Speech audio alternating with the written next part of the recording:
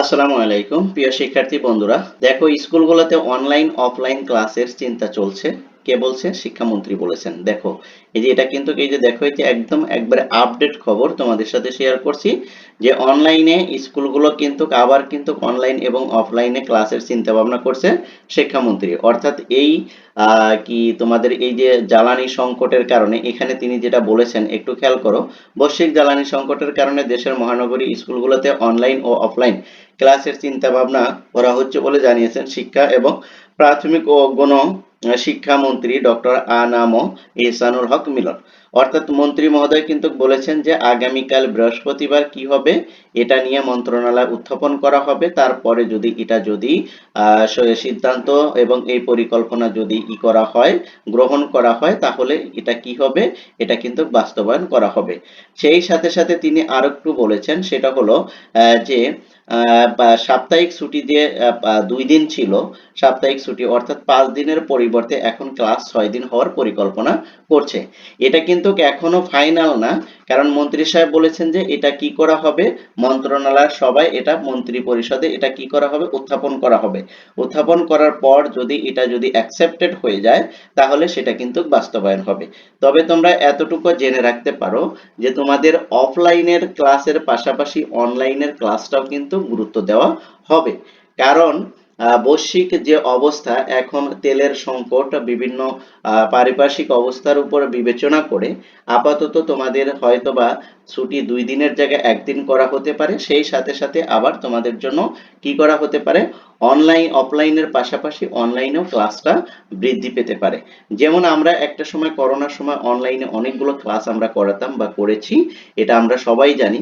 সেই সঙ্গে সঙ্গে এখন আবার সেই ইয়েতে ফিরে যেতে পারে, যদি পরিস্থিতি যদি স্বাভাবিক না হয়, তাহলে কিন্তু তোমাদের অনলাইনের ক্লাসটা কি শুরু হতে পারে।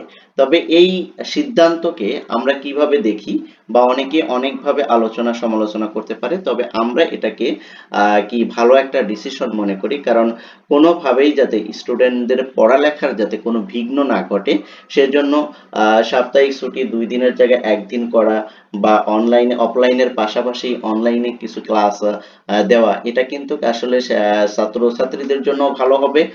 সেই সাথে সাথে তাদের পরীক্ষার সময় কিন্তু এক্সট্রা যে পিশার পড়া, সেই পিশারটা কিন্তু পড়বে না। ঠিক আছে? এই বিষয়টা নিয়ে তোমরা কি ভাবছো তা অবশ্যই তোমরা আমাকে কমেন্ট সেকশনে জানাবে। সেই সাথে সাথে তোমরা এই বিষয়টা নিয়ে কি কি মন্তব্য করো সেটাও তোমরা আমাকে কমেন্ট সেকশনে কিন্তু জানাতে পারো। ঠিক আছে? দেখো এখানে বলা হয়েছে যে কোন কোন স্কুলগুলোতে অনলাইনে ক্লাস হতে পারে, সে বিষয়টাও কিন্তু এখানে কিন্তু ক্লিয়ার করা আছে।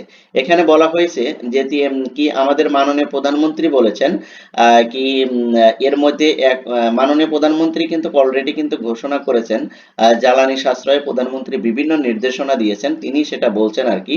সেই সাথে সাথে আমাদের যেই যেই স্কুলগুলোতে তোমার হবে অনলাইনে ক্লাস হওয়ার সম্ভাবনা রয়েছে, সেটা কিন্তু মেট্রোপলিটন এলাকাগুলোতে। ঠিক আছে? সিটি কর্পোরেশন এলাকাগুলোতে আমাদের বাংলাদেশের যে বৃহত্তর যে শহরগুলো আছে, যেমন ঢাকা, চট্টগ্রাম, রাজশাহী, খুলনা, সিলেট, তারপর কি রংপুর, এরকম বড় বড় শহরে এই ক্লাসগুলো কিন্তু হতে পারে। ঠিক আছে?